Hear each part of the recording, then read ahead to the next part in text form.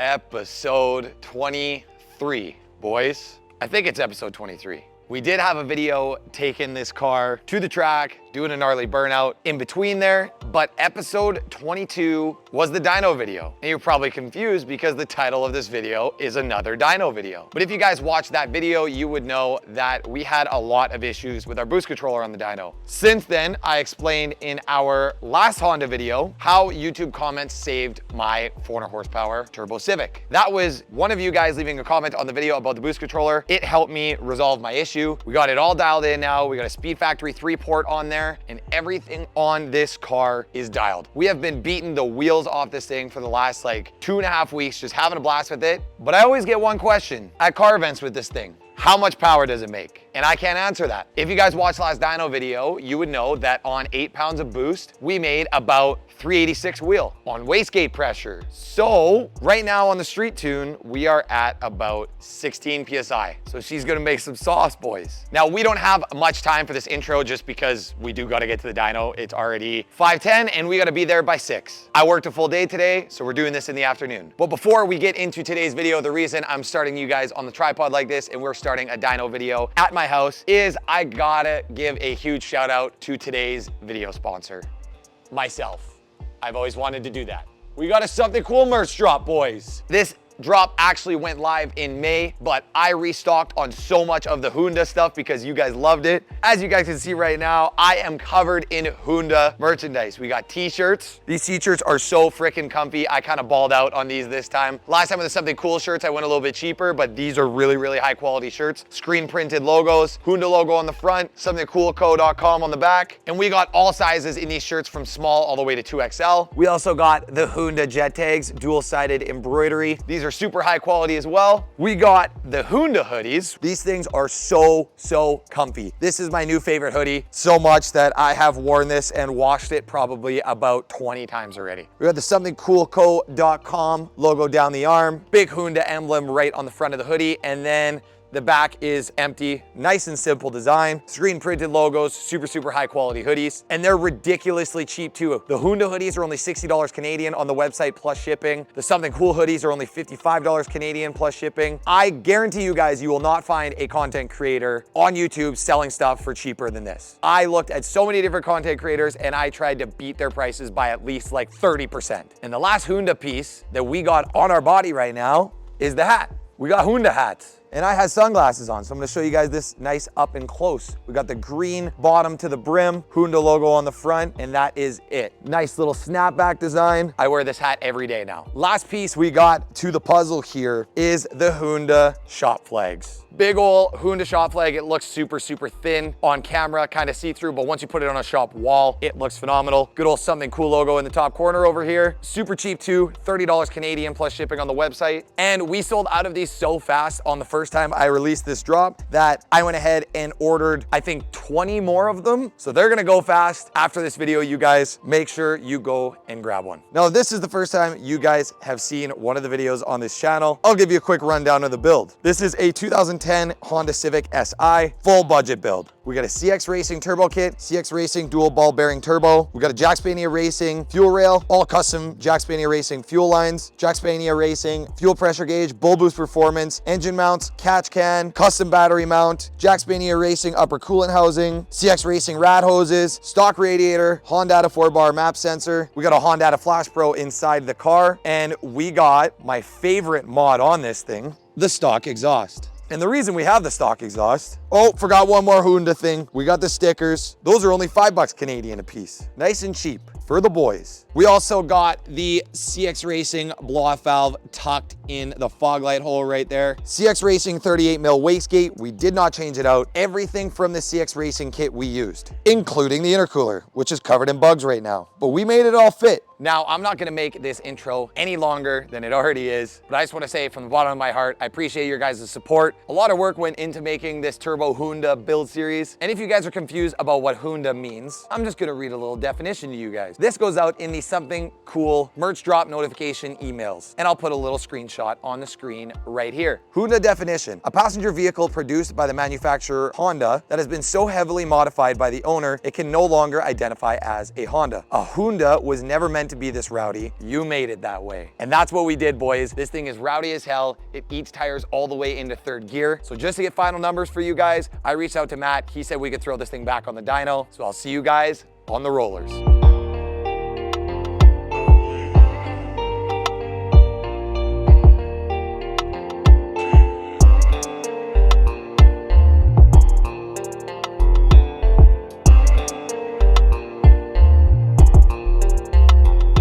All right, boys, we are back at the dyno again. This thing's on the rollers. This is the nice part. While Matt's getting this thing dialed in,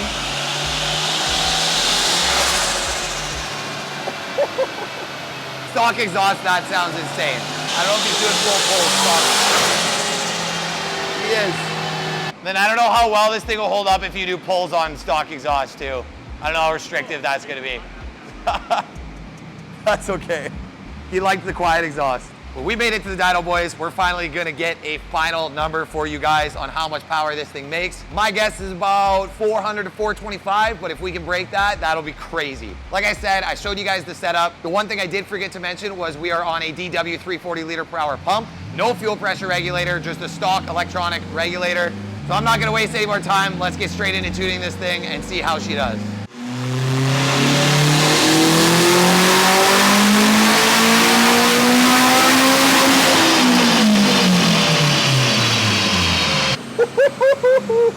Is that a boost controller that actually works? It was 16 pounds at like 8,000.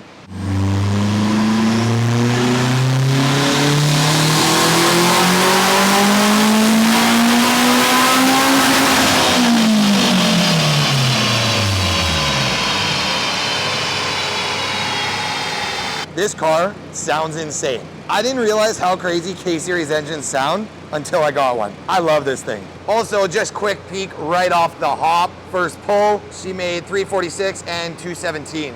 How much boost was that? 12. Well, that's 12 pounds, 346? Yeah, I don't know why. It seems like a little lower. Should be a bit more power. See what it does on 16, I guess. Yeah.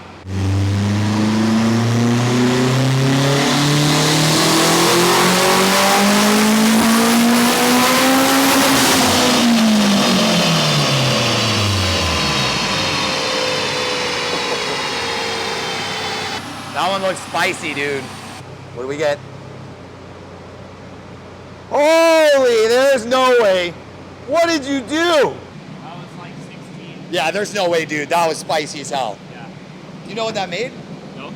That was 459. It did like something weird there. Yeah, something's up there. I'm just so blown away. There's no way it made that much power.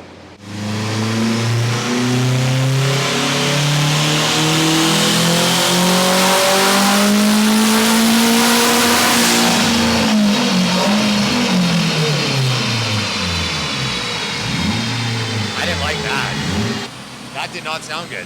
Unless he just smacked limiter there. Uh-oh. I didn't like the sound of that. Like, okay, so your wideband showed like an 11 and a half. Yeah. But it was just like all over the place? Yeah, and now it's only 13 pounds there. Like, I think you might actually have like a boost leak or something. Like, I didn't hit red limiter. Yeah. It was at like 7,000. It started to come up on boost, and then it just like misfired like real crazy. Yeah, that's what I heard. It just misfired there hard. Man, I don't think I can come on your dyno and not have issues. It's like you've been ripping it, and then as soon as I get into it. Yeah, like I've been beating the shit out of the thing. You're just gonna hear it hissing somewhere.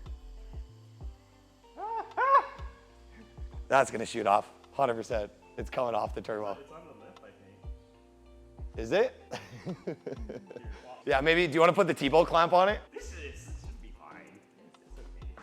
Man, that blew off on me on my Subaru and almost murdered me. At the duty cycle that you were driving on to make 16, like it only made 8. It basically made none. Like on that pull? On the very first pull, it was the same duty cycle. Weird. And only made 8 PSI. I was like, okay, that's like a little weird. I can spray these couplers here too. I kind of hear something, but. Ooh. That coupler's sealed. Good thing I shaved kind of today. I didn't grow it out like a nasty mustache. Why, because I'm filming? You're glad you're shaved? Well, yeah, just so I don't look like a fucking pedophile. I'm almost wondering if it fouled the plugs after all these runs. Wow. There's no way. I don't know, like it felt like it was like real, like rich. I don't know, but that was just like my butt dyno, like saying, oh. Yeah. It felt like rich. But... It's got to be a plug issue, which would suck. I don't have an extra set of plugs.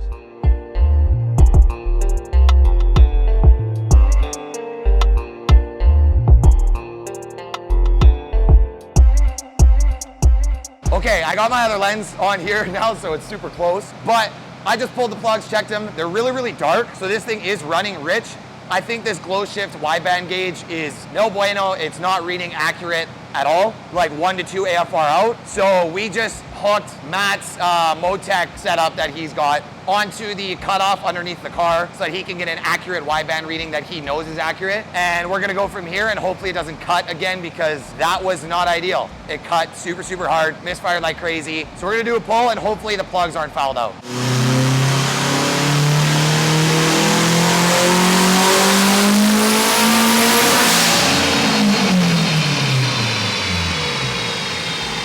That sounded better. Didn't cut. It went to 17 pounds? Yeah. Oh geez. But it hit boost cut, and then I saw like a 10.2 up at the top end. On yours? That's pretty rich. Sick, lean it out a bit. We'll make some more power. We'll see, because like yours read 11.5 the whole time. And that came down to a 10.2? Yeah. Yeah. No bueno. Like factory one I don't trust. This one I don't trust. Like That one you trust? Yeah. Like I use it more or less every day, so. Because it's Motec. It just has like an NTK sensor, right? Yeah. Yeah. 263 and a 210. He only went to 7K RPM though. He just reflashed the car again. We're gonna do another pull. Hopefully he doesn't hit boost cut this time. Also, I'm liking the lighting on this side of the shop, so that's what we're gonna run.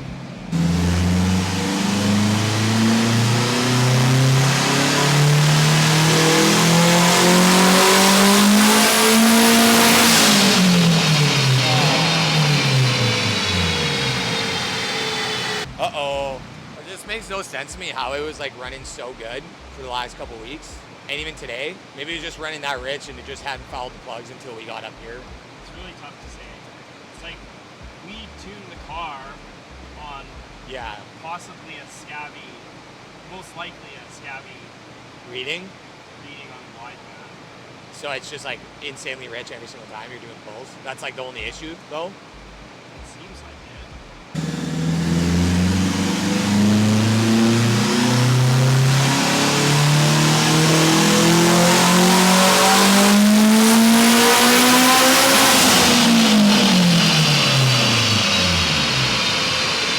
That was a good pull. Just because that looked good, I want to see what that made. 343 wheel and 223 torque. Getting back up there again. 8,000 RPM. Let's go. She's just a little rich. Nothing that a good wideband sensor can't fix. Note to self, boys, don't buy glow shift.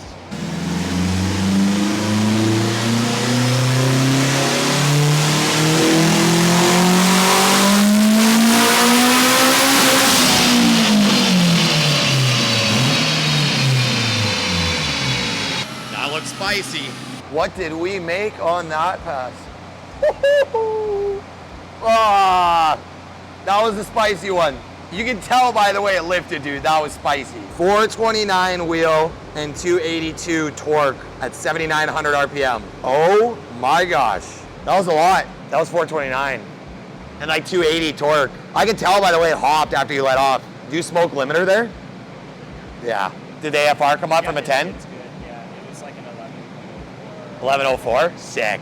All right, I just had a conversation with Matt off camera. I'm not really power hunting for anything crazy. 429 is pretty freaking wild for this setup on an eBay kit, and this fuel system is getting close to maxed out. It's not maxed out yet, but we're at a good spot where it's nice and safe. So he's just gonna clean up the graph a little bit, make some slight adjustments. I think he added 1 PSI to it, and we'll run this one out. It is running way better going off of his wideband sensor. It was running way too rich on the glow shift. The glow shift was just pinned at 11.5 the whole time. So he was adding more fuel compared to the last tune, and it was just making it misfire. So basically what happened is the glow shift gauge was reading fine the last time we tuned it, and then I put about 2,000 kilometers on the car since, and in 2,000 kilometers, that wideband is dead. It just gets pinned at 11.5. So we're gonna get an AEM gauge set up probably, because a new wideband sensor is gonna be 200 bucks alone, or you can just get the whole AEM gauge set up for like 280. So let's do one more final run and see what she makes in the end. I'm excited, boys. She's gonna be over 420 for sure, I hope.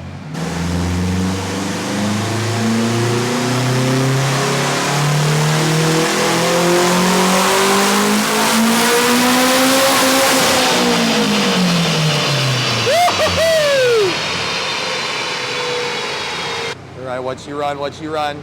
422, boys, let's go. 277 torque, hell yeah, dude.